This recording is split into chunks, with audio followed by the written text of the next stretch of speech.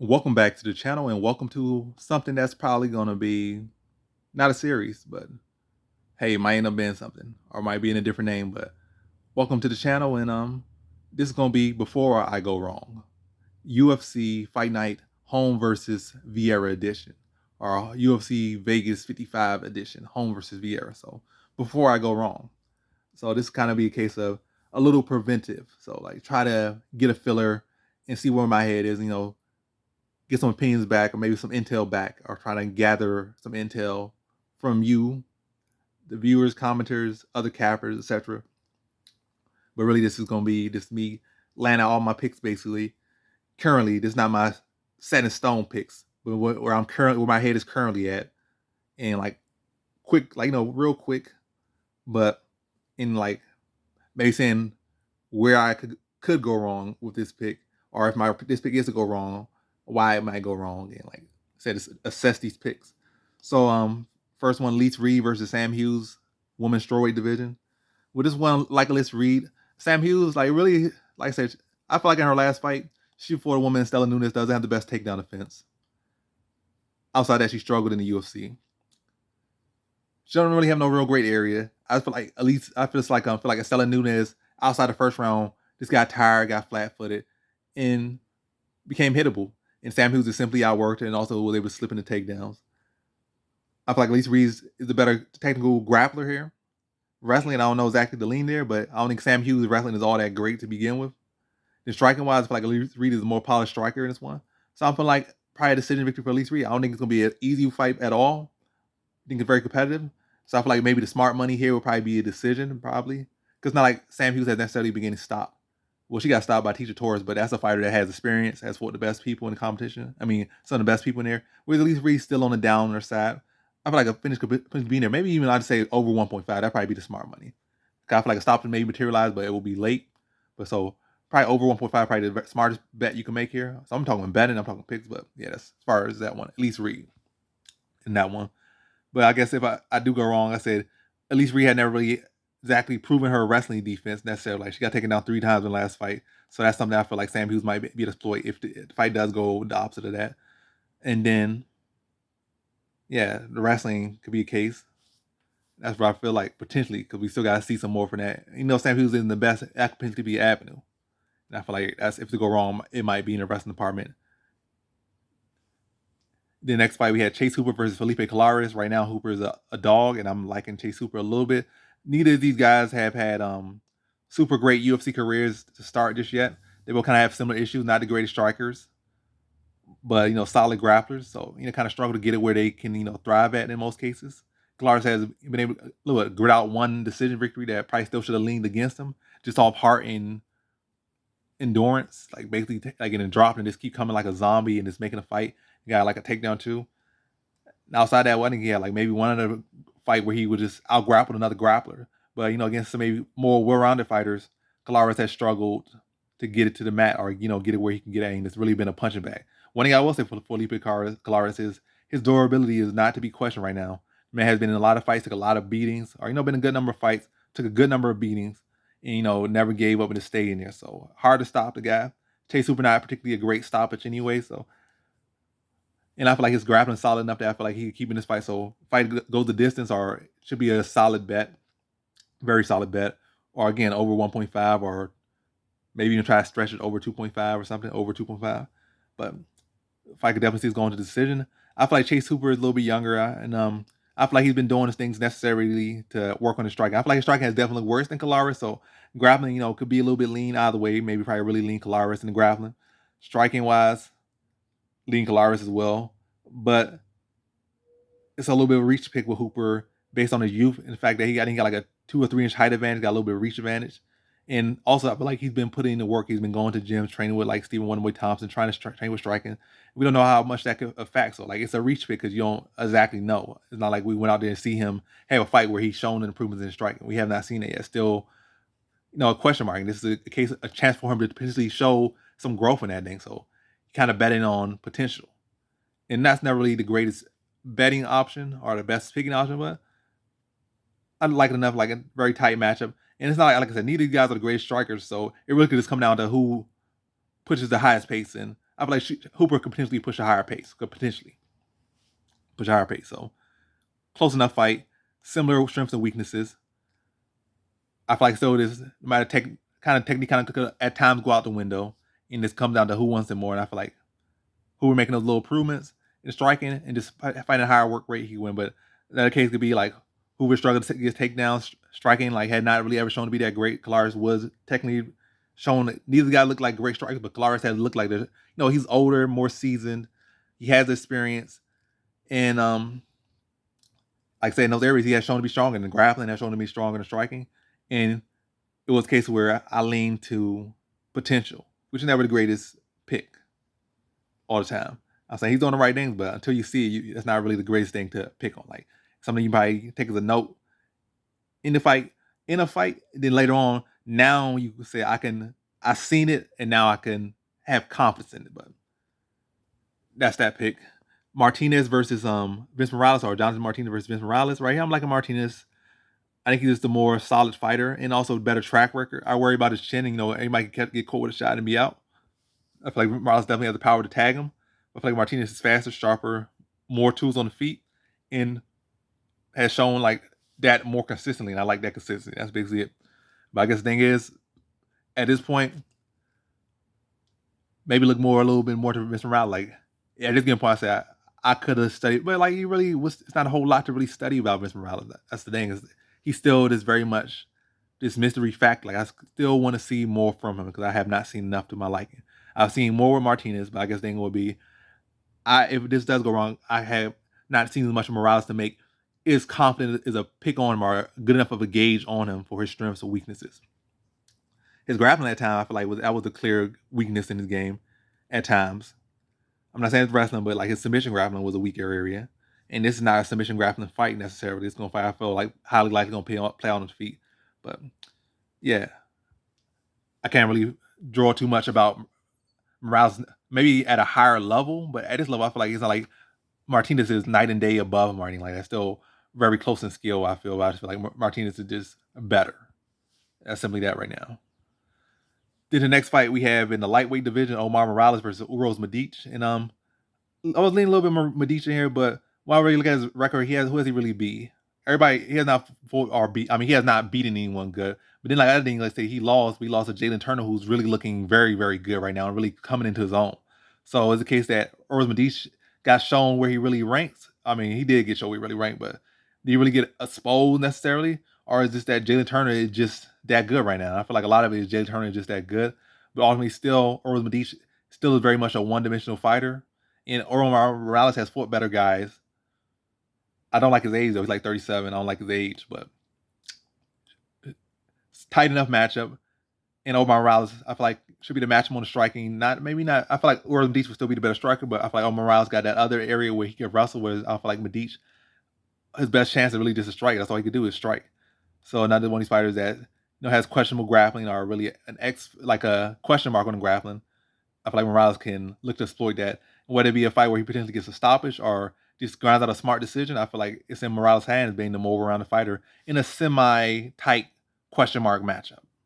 But I guess the thing goes down, maybe you could kind of lean back to the Giga Chikadze fight, but Giga Chikadze is a world-class striker, and we have been seeing the growth in his wrestling defense. Maybe not his last fight, but in his other fights, that takedown defense has been looking better and better with each fight. So world-class striker, like credential world-class striker, and have been showing that growth. So you could kind of look back to that fight. Maybe it is a point of interest when looking at if Omar Morales does lose to the Giga Chikadze fight. Like Morales struggling to get the takedown or really not going for the takedown. And that's nothing. As a matter of fact, I think he has 100% takedown offense. I think he does. Like looking at the stat metric or whatever case may be. But so in the case that he even attempted to takedown, he didn't. So that could be a case if he tries to go out there and strike it and doesn't look for a takedown. But if he's looking for a takedown and being an actual mixed martial artist and using his full skills, I feel like this fight very much should favor him. But I guess that's the thing. A fighter that's well-rounded but not using skill, that's always could be a red flag. So if that is the law, if that loss is to become a loss, that could very much be a big factor or the factor that will lead to that loss. A guy that I feel like no matter what the case should be, he should be relatively competitive with Medici on the feet. But I feel like grappling, he should have a clear advantage. But if you don't look to use that advantage or attempt to use that advantage, that could very much be in his own undoing. But at this given point, leaning on Mar Morales. Then our next fight we have in the middleweight division, Joseph Holmes versus Alan Amadowski. And with this one, Lena Holmes with pretty good confidence. I'm not gonna say lock or anything, but a man with like 6'4" versus a guy that's like 5'10", got like an 80-inch reach versus a guy that got like 72-inch reach. Alan Amadowski, not a great wrestler, not a great striker, just goes out there, swings and bangs, and not even the greatest at that. So poor game plan, no real strength, no real weakness. I feel like he probably have a wrestling advantage, but has he ever really used that to a great degree at an actually significant level? Have not seen it. Got taken down with like 6 times by Christoph Jocko, and I say Jocko's a bad wrestler, but you're supposed to be such a, any bit of a decent or credible grappler or wrestler, or I'm gonna say wrestler. You shouldn't be giving up that many takedowns to Christoph Jocko. So that's all I'm saying. Maybe work on something, maybe try to come in and actually have a game plan. But ultimately, wasn't super impressed with Joseph Holmes last fight, and he did give up 2 takedowns. So I guess if he is to lose, he did get taken down twice by Jamie Pickett. So it had been shown that maybe your wrestling itself needs some polishing. But going in there with a guy that, winning there with John Phillips, who literally has almost zero wrestling defense and very poor grappling, and the fact that he just went out there decided to swing with him instead of trying to, get an easy win by taking him down, shows that his fight IQ really ain't there. But hey, maybe the time off has got him to use his brain. But other than that, I like Holmes' height, reach. I like him in grappling. I like him potentially get a submission stoppage in this one. So I like Holmes as a straight bet, and I probably throw a prop in there for like a submission in there against Amadowski, who I feel like grappling fight IQ could definitely lead him to getting stopped. And I feel like submission probably might not be the, might have a good plus money on it. And when in actuality, Holmes is a pretty solid enough grappler. And if he can hurt Amadowski, who should be there to be hit a lot of times in this fight, could lead to very much a situation where he creates a scramble and he's able to take his back and tap him out or submit him within the scramble or get a position that will set him up to submit him in that fight. So, like Holmes here with pretty good confidence, and I can't really see this fight going wrong. Next fight we have in the middleweight division, Eric Anders versus Jun Young Park. And with this one, I was liking Jun Young Park, but then looked like Anders is taller, longer, bigger. Jun Young Park and doesn't really have the best wrestling defense, like stat wise right now. I definitely think he's the better boxer between the two, but I feel like Eric Anders can land the big shots. And I feel like Eric Anders should be too scared, or not scared, or too timid about, or too lacking in confidence to let his hand go in this one, because I feel like Park has not really shown that big power on the feet. He's shown a good chin at times, but also coming off a big knockout loss in his last one, or big TKO loss in his last one. Maybe that the confidence he used to have in his chin isn't there as much. So I feel like Anders is not coming off a submission loss, and I don't think he has too much to worry about with Jun Young Park's grappling too much, wrestling or submission grappling too much in the one. And Eric Anders, outside that one loss, which is probably the best grappler in the middleweight division right now, and Muniz, had looked pretty well as far as grappling situation. So very underrated wrestler, very underrated grappler. I'm saying he is that, but his wrestling and grappling skills are very much underrated. So I feel like he can match Park or potentially outmatch him in the wrestling. Experience-wise, definitely has for much better competition, been in with some killers. I feel like he should get a crack on some big shots and maybe have Park a little bit gun shy out there, because, like I said, Park just coming off a knockout loss. You used to being known as the Iron Turtle, and you've been able to eat some good shots and take it, but now you got knocked out recently. It's kind of an interesting factor, like how does he recover from that? And even outside the knockout, I feel like Eric Anders has that experience on his side, and I feel like in a takedown battle, I feel like he could get the better takedowns. But I feel like the biggest issue with Eric Anders is will he himself sometimes not put the output he needs, or just be too predictable out there? And I feel like that's his biggest weakness. But generalizing it, I feel like Anders should win a grappling battle, or at least a wrestling battle, or at least be the one better able to get the takedowns and be able to stuff Park's takedown. And I feel like striking wise, Park will be the better boxer, but I feel like Anders will be able to keep the striking close enough and land the big shots and the more significant shots in that. Either get a stoppage in this one or get a decision victory in this one. But yeah. And I feel like predictability and lack of output could be what loses him the fight. Lack of initiative. Then our next fight we have in the women's strawweight division, Poliana Viana versus Tabitha Richie. And I see this one right here is I really can't really see where it's going wrong, because outside of me just not really have enough tape on Tabitha Richie. Tabitha Richie is not the greatest striker, or she's not really much of a striker. She's more of a grappler. She's undersized. She's 5'1", or whatever the case may be. Very tiny, short arm. She's built like an atom weight. Poliana Viana's a pretty decent sized strawweight with 5'5", 5'6", versus a 5'1", 5 feet tall Richie. Richie's not really compact, like she's not really muscled out or anything. So she got the height of atom weight and the build of atom weight. So like I just feel like she's trying to fight in the weight class, smallest weight class there is, and that's the smallest weight class. I just feel like she's undersized and not really giving the skill to make up for the undersizedness. I feel like Viana should be the better striker this one and the better grappler, and at least to be the bigger, strong woman. So even if Richie does have a little bit of a technical advantage, it can be neutralized by Viana's strength and size advantage. So I kind of see Viana just out there, just controlling Richie through 3 rounds and beating her to a decision. That's what I see. And I guess where I went wrong in this one could be like this lack of tape and lack of content. I mean, lack of content out there on Richie. Then on to the next fight we have in heavyweight division, Parker Porter versus Jailton Almeida. And I'm gonna say I'm picking Jailton Almeida. I feel like he's the more well-rounded fighter, like a strong fighter. I feel like Parker Porter does have a questionable chin, but I feel like I said, Almeida's just better in every area. But it was just to be quick with this one. All right, I don't need to be quick, but it is a quick one as far as this one, as far as where I could go wrong with this one. Jailton Almeida is not a heavyweight. I don't know why he's dropping up to heavyweight for whatever reason. Going to Parker Porter, even though Parker Porter isn't definitely not one of the best heavyweights right now. You are making a big jump up, but it's not jumping from like 12, like jumping from 155 to 145 or 145, 155. You're not jumping 10 pounds. You're jumping fighting like 205 to fighting guys that could be like 235, 245, 255, 265. I think Porter around 245. So you might come in 225, but you're going to be giving up 20 pounds.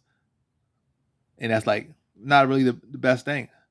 But I feel like his skills still should come up. And, at that level of the heavyweight division, I still feel like it should be good enough. I don't know if it's like he's jumping into the deep end.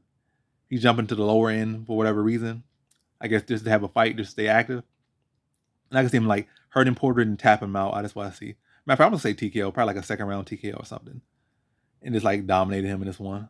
Like early on, a little bit of filling out. You start to crack him. Then like instantly the fight just starts to shift towards a finish, and Almeida gets him out there. I feel like kind of early second round hurt him. First round, like established that the first round, the second round is finished what he started in the first. But again, jumping up to heavyweight would be it's not like Porter's one of those heavyweights that just don't have any grappling or anything. He, pretty well enough rounded heavyweight. So not the best heavyweight, but he's not one of the heavyweight. He can just take him down submitting. Like the guy don't have these heavyweights don't have no grappling. He's not one of those ones. Not one of the better ones, but not one of the worst ones necessarily. Well, at least stylistically, he's not one of the worst, easiest. He's not one of the easiest stylistic matchups. Because some guys even higher up in the rank that literally got zero grappling almost. But yeah, the heavyweight factor could be where I went wrong, or where I would go wrong if that is to be the outcome. Chidi Njokuani versus Dusko Todorovic. With this one, I'm leaning Todorovic. I think he's a decent dog right now for whatever reason. I feel like the fight should be a lot closer. I just guess recency bias. Chidi Njokuani came out there and sparked Marc-Andre Barrault. People getting excited now and they looking at his highlights. And I mean, the guy's a solid guy, but I think what has plagued him, and why I'm going to lean Dusko Todorovic is right now, but maybe somebody give me some other insight, is the fact that Njokuani has struggled with grappling. You can say, was that Marco Souza, whatever guy he fought on the Contender Series, was like a testament that he has made improvements. And I feel like he has made improvements, definitely. But that guy, when I look at his tape, it's not like he was the greatest offense guy. Even watch the fight, he's sloppy with his takedowns, be reaching like he's swimming in the pool for takedowns, very sloppy with his takedowns. And when I look at his situation, even got some submission victories, most times those grappling situations were created by his opponent. Like he couldn't get the takedowns himself, but maybe his opponents for whatever reason would take him down. Or maybe it'd be like a scramble, maybe they fall. It would never be a case of him actually getting the takedown. So his takedown offense was terrible, or not the best, not what you would hope for. And then a lot of situations were created by his opponents and not him. So I saw a guy that didn't have the best striking, and it was a grappler. Really was a grappler with not the best striking, and also not the best way to get the fight to the ground. So you're going there with a striker, and that's what happened. Like you're going there with a world-class striker, and you can't get to where you need to get to, and you're just gonna get picked apart. And that's what happened. That's literally what happened. But Dusko Todorovic, I feel like his takedown offense is much better. Pretty aggressive with it, but I guess with him, I have not really seen it at necessarily the highest level. Like Mikey Patola's cool guy, good fighter, I guess. Got some good skills, but no disrespect, he's not necessarily established fighter with established track record of skills, and that's gonna look good. But you got to see it used on a much higher level. You got to see it more. You've seen it against some other guys, but everybody you've seen this grappling approach against so far have been not the best. And he also had that Michel Pereira was like a welterweight. But anyway, that's a striking, and that wasn't even grappling. But yeah, I would like to have seen him use this against better guys, and I would definitely say that's a real clear pick, Todorovic here. But it definitely I can see is a very good angle for a dog pick here, given how Jaquandez has struggled with grapplers throughout his career. I really look at his record. Who has he really beat that you could say quantify as a grappler with actually decent offense wrestling or offensive takedowns? Haven't really seen that. Lost to John Salter not too long ago. I think even Carvalho had some grappling success against him. So and Carvalho not even has issues with his own wrestling. So yeah, Jaquandez got some questions to answer. And I feel like this could potentially be at least another answer to that question, or at least a better answer of that question. But I'm gonna lean to Todorovic to maybe test the area where he has been exploited in the past several times, and possibly a decision, possibly stop him. I was like probably a decision victory for him. Yeah.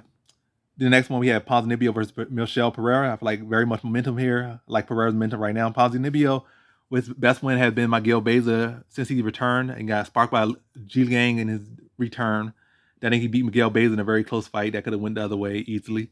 And then just lost to Jeff Neal on a lackluster decision. So he hasn't really been looking the best, to be honest, in his return at all. I can't say, this is such a great point. Like, he beat Miguel Beza, but that win is definitely devaluating with every single fight very quickly. So it's like, you can't really know how to fit him. And I feel like Michel Pereira has a sharper shots, like he has more tools. And I feel like he's better in a lot of areas than Ponzinibbio.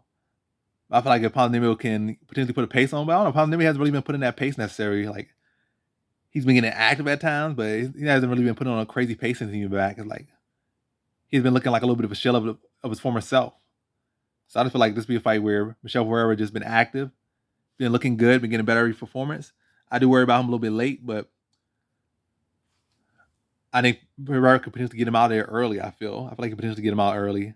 Like, he's sharp with his shots. He's looking fresher. He's looking more in tune. He's looking more on point right now. So I'm liking the guy that's in gear. Like, he's on point. He's hot right now. And Ponzinibbio is, like I said, been looking lackluster and looking like a shell of his former self. Even getting a win, even though having a decently competitive fight against Jeff Neal decently, even though it was like a lackluster performance. The decision loss. Well, anyway, ultimately, I was liking Pereira more. I guess thing with if Ponzinibbio is to win, I guess where I went wrong with this one, it would be that Ponzinibbio does have that experience, even though Pereira's building. I can't even say experience.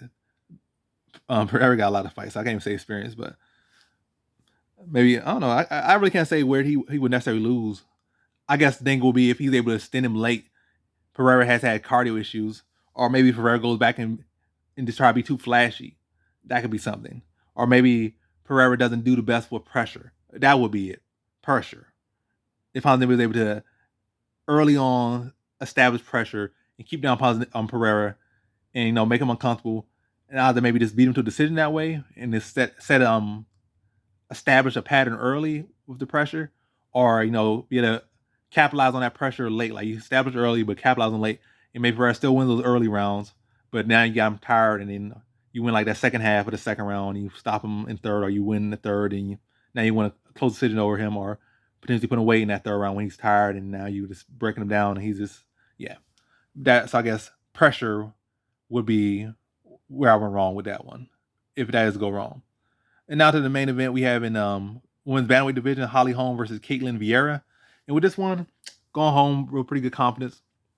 I just feel like she's a more well-rounded fighter. Viera, she's really just a big body, and I think the most impressive thing about her, I guess, is she could be a good grappler stopper to an extent. Like, she has good enough takedown defense, keeping on her feet. A lot of these grapplers don't have the best strike anyway, and then she could just kind of this big sister bully them a lot of times, or put them out of there. And maybe against people that don't really have the best grappling defense or wrestling defense, she could take them out, blank them, maybe tap them out, maybe ground and pound them, stuff like that. Like, really an anti-grappler decently. But Holly Holm is a striker. Holly Holm, I feel like offensive wrestling and stuff has looked much better than Viera has ever looked. Striking, Holly Holm is clearly a better striker.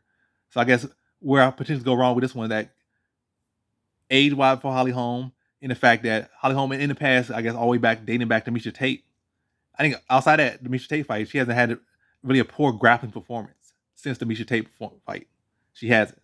So like, you really got to dig back, but I feel like she has definitely shown clear improvement. So we don't know if that still has areas to exploit in there. I'm pretty sure there's still some areas to exploit, but can Caitlin Viera exploit that? I'm not sure. But I feel like if that is to happen, maybe, and I can't even say pace of Holm fights, she's a air punching, or yeah, like not say air punching, but she out there doing a little grunting, these little tennis grunts and stuff, and throw all these punches. So Holmes is not a chick that's like gunshot and throwing a little bit of punch. So I can't really say Viera will outwork her. I can say Viera may be able to potentially get some takedowns. I feel like the grappling could potentially be a weak area, maybe even potentially tap out Holm. But from judging from what I've been saying, Holm has been looking very, very well in the grappling department. Is like, and it went from a weak area to one of her strengths right now, or at least a stronger area. But I had to lean Holm here. I feel like Viera is just pretty sloppy on the feet for the most part. Offensive takedown has never really shown to be all that impressive. And her own work rate ain't all that great, to be honest. So I just feel like Holm can outwork her. She's definitely more technical striker without a doubt. I feel like her takedown defense has improved. And also I feel like Viera can necessarily muscle. Like Holmes is one of the stronger women in the division, physically, always in good shape, very good strength and conditioning program. And I just feel like she can't really muscle like she does some of the other women.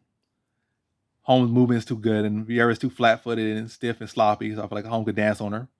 I was worried about the takedown a little bit, but I feel like with the improvements Holm has shown, I feel like it's not as big a concern. But yeah, but if it is go around, I feel like it could be in the grappling department. Maybe that's some old issues reappear or make themselves apparent again. But like Holm with pretty good confidence there, and that's pretty much all my picks. Right, as a matter of fact, that is all my picks for the card currently. Some might change, but what are y'all thoughts? Leave in the comment section below, and maybe where y'all at, maybe where y'all picks are right now, and then we make some updates or just give our opinions, see if any valid, any clicks that may make me differentiate my picks or make me like epiphany or maybe something I'm overlooking. But that's the video. Thanks for watching. Like, comment, subscribe, and come back for more videos. Peace.